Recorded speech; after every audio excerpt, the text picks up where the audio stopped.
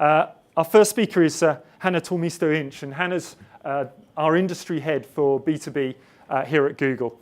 Hanne's got a very strong heritage in B2B. Not only is she the chair of the IAB UK B2B Council, but she's also had senior roles in B2B at companies such as Banner and IDG and various other ones. So, and Hanne's going to really kick this off by helping you understand and highlighting to you why the world is changing and how you and your companies can be critical in that change and become game changers. So without further ado, I'd like to welcome Hanne to the stage.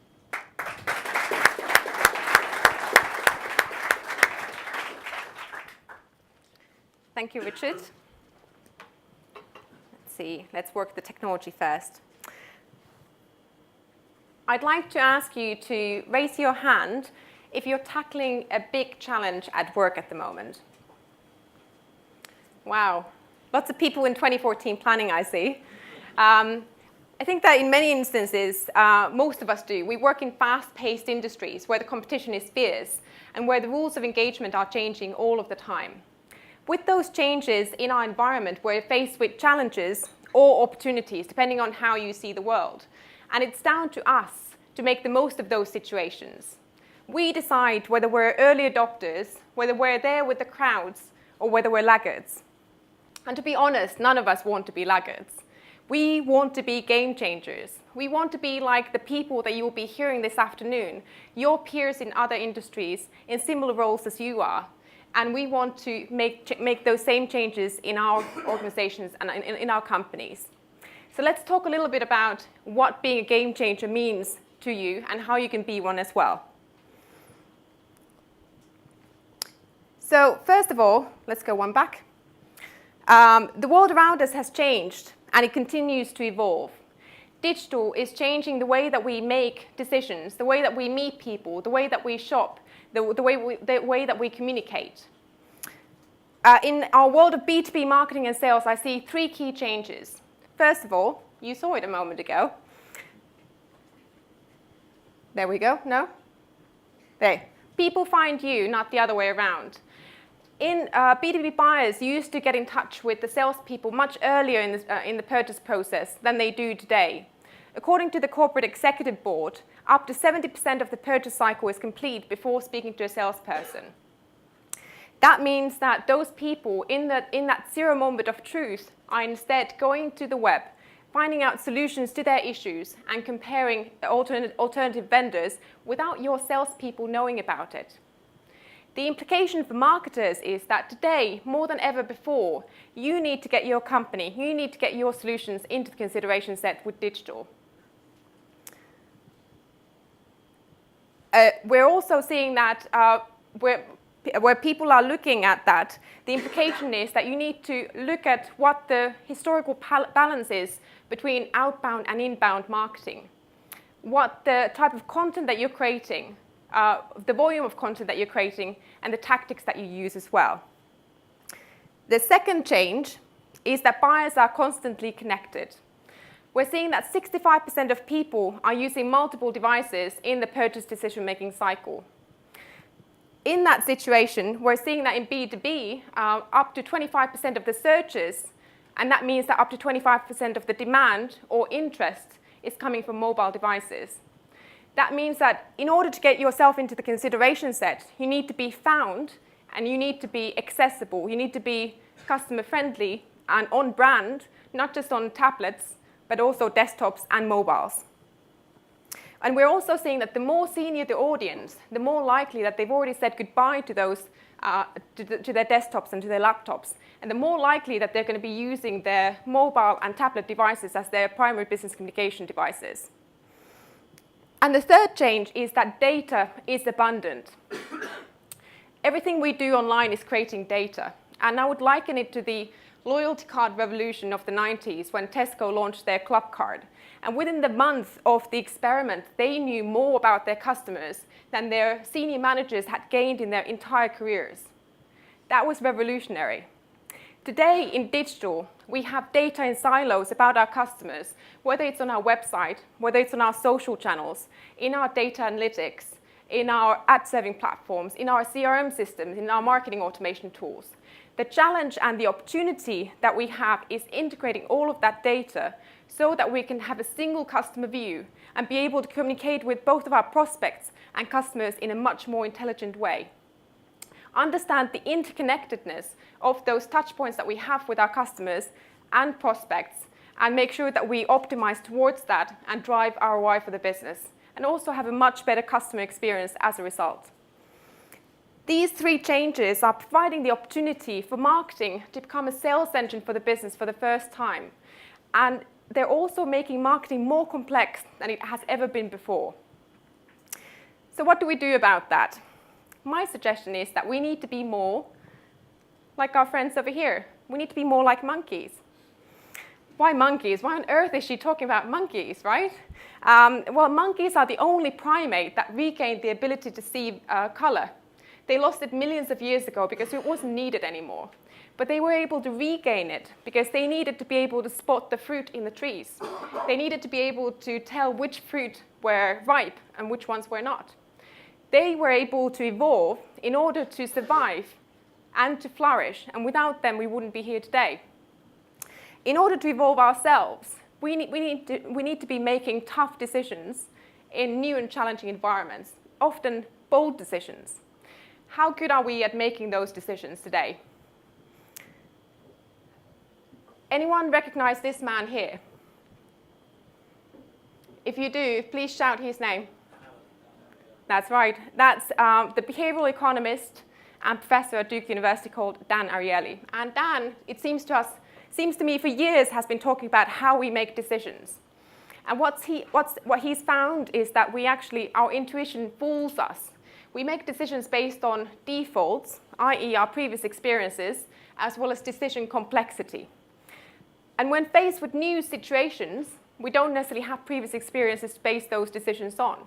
Add to that the complexity of the digital changes, like how can you ensure that you have a mobile customer experience that is up to date? How can you engage with your customers on social platforms? How can you create a video strategy that works for your objectives? People often revert to their defaults. The default is status quo. We need to be aware of these unconscious decision-making bias that we have, which prefers the old over the new, the simple over the complex. And we need to create a plan for it. We need to plan for the eventuality that we will always be facing new situations that we haven't encountered before. And I suggest that we do three things with that. First of all, we need to create a culture of testing and learning. We need to believe that we can't defer change because it's different, because it's complex. We have to embrace it, and we need to test it. The second area is that we need to surround ourselves with people that have the right attitude. When I say the right attitude, at Google we call it Googliness, and part of it is about being entrepreneurial, by being less risk averse, not necessarily stopping at the first hurdle or the second or the third hurdle that you face. Those are the kind of people that you want to have around you when you're facing these new challenging situations. And third of all, we need to realize that sometimes incremental change isn't enough. Sometimes we need to make big leaps and big strategic shifts. And for those situations, we need courage. So let's leave ourselves to one side in the way that we make decisions and think about our customers. Could you please raise your hand if you think that your B2B customers have an emotional connection with your brand?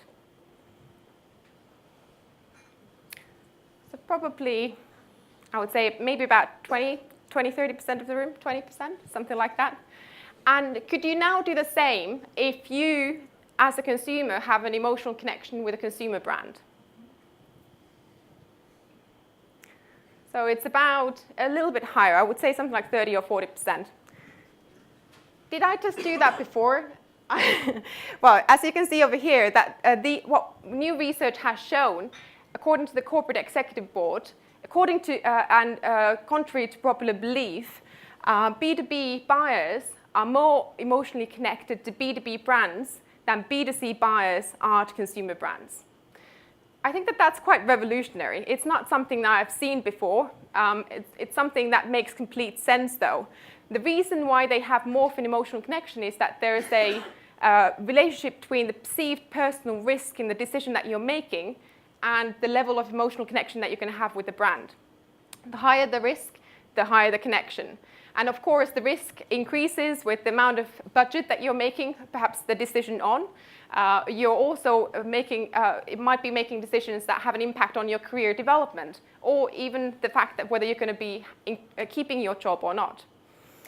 What's the implication for marketers? It's no longer enough to be communicating business benefits to your business customers or prospects. Sorry, this keeps on doing it. It's instead, you need to be making sure that you communicate both business and emotional benefits. And the same research found that if you do that, if you communicate both business and emotional benefits, you're 3 times more likely to be chosen by the buyer. In addition to that, people are likely to pay 8 times more likely to pay a higher price for your product or service than if you don't. So it clearly makes sense. The same research also found that these emotional messages, which are very, very important in order to get your company chosen or get into the consideration set, are mainly used at the beginning and at the end of the purchase cycle. And at the middle, people are focusing on business benefits instead.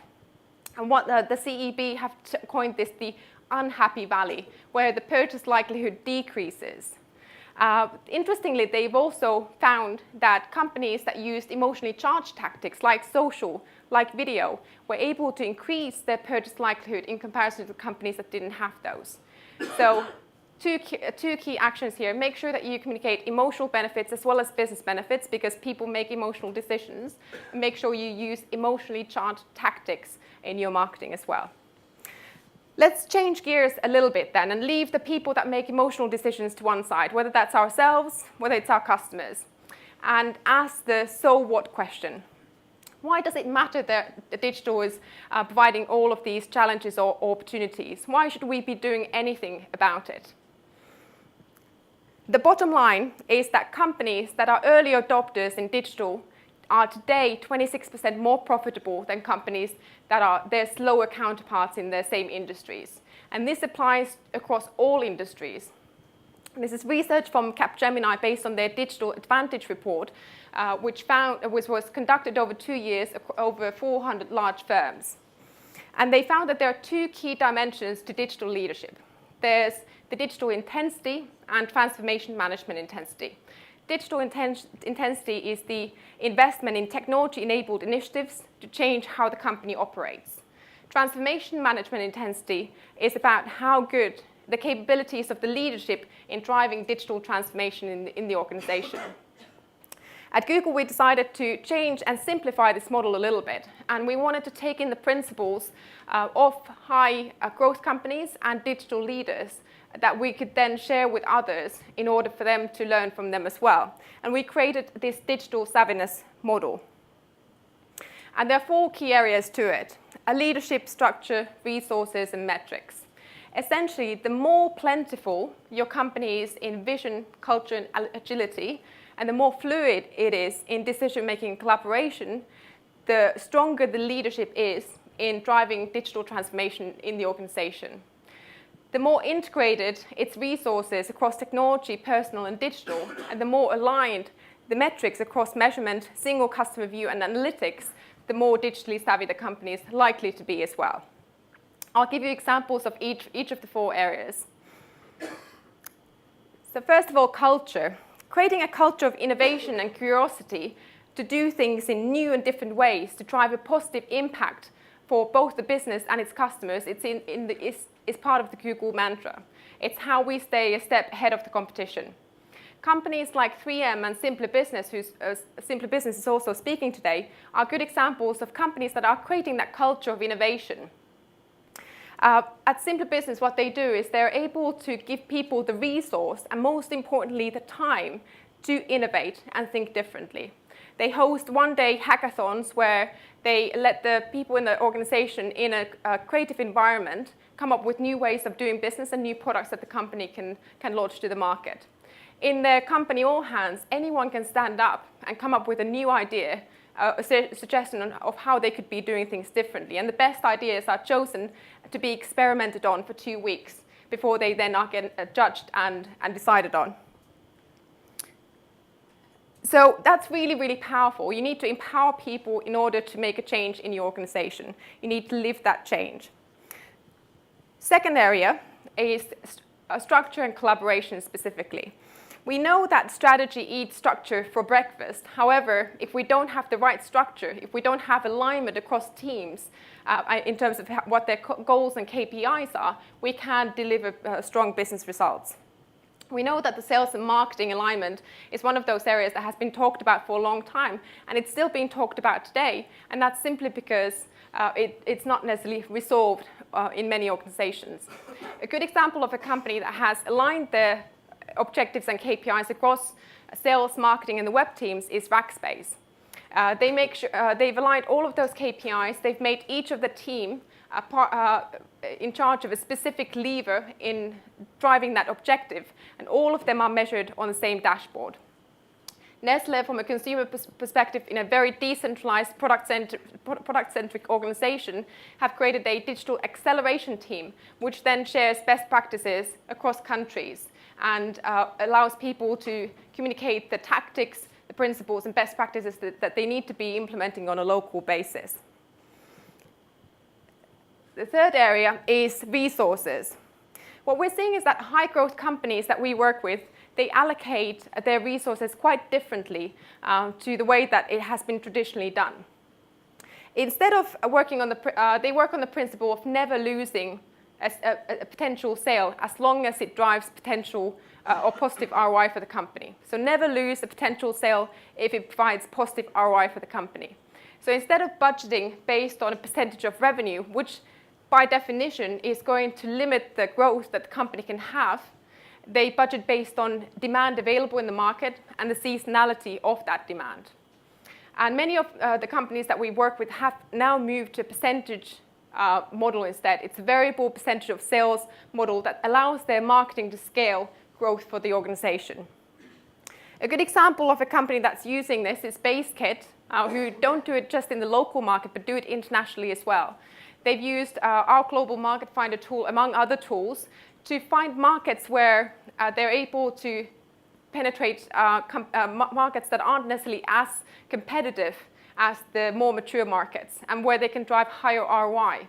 So they were able to identify markets that were big enough, that were growing nicely, but were not as competitive, and they identified the Latin American markets as a result, and entered both Brazil and Mexico with their SEO, social, and PPC tactics. And they've been able to get really good results off the back of that and expand in those markets. Last example is looking at metrics and measurement.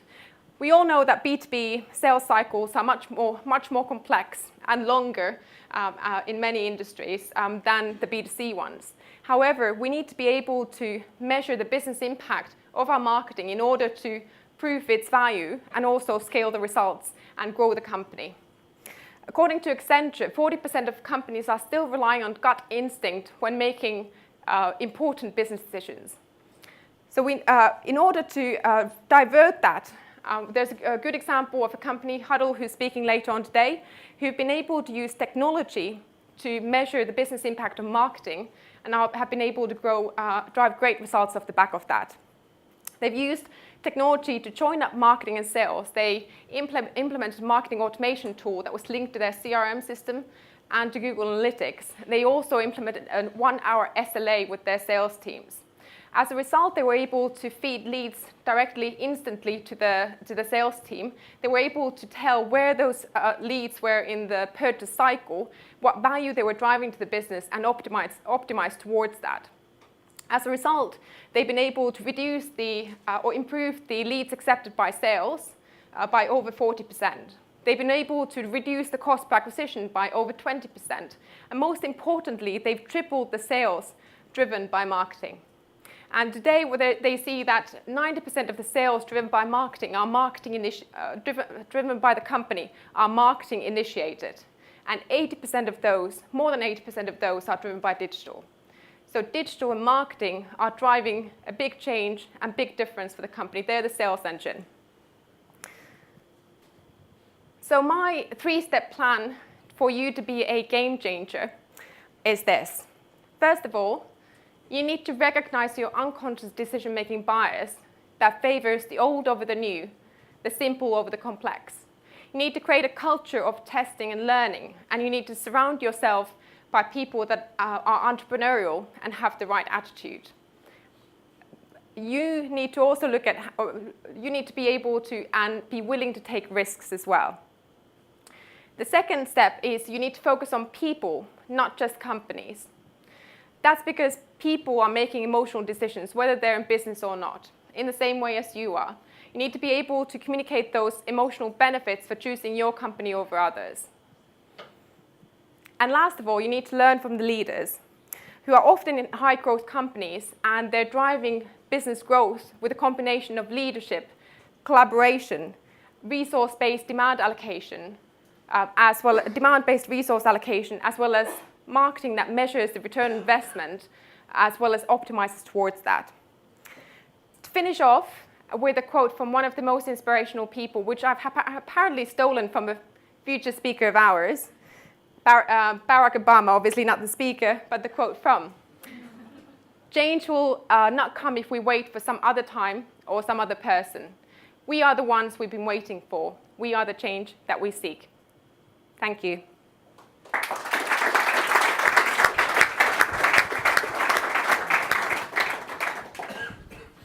Hanne, thank you very much indeed. And I've got to admit, I'm just wondering whether I need to act more like a monkey myself, but maybe not. So some real thought-provoking stuff there. Who would have thought that our customers have greater brand affinity, greater emotional connection with our brands than they do with a B2C brand? It's a real change in perspective there, and I think we've got to understand how we need to nurture those relationships, how we make sure that we're creating that emotional context as well. So some really important and interesting facts coming from that. I recently read an article that I think was quoting the CMO of GE, where she actually highlighted that B2B is not boring to boring.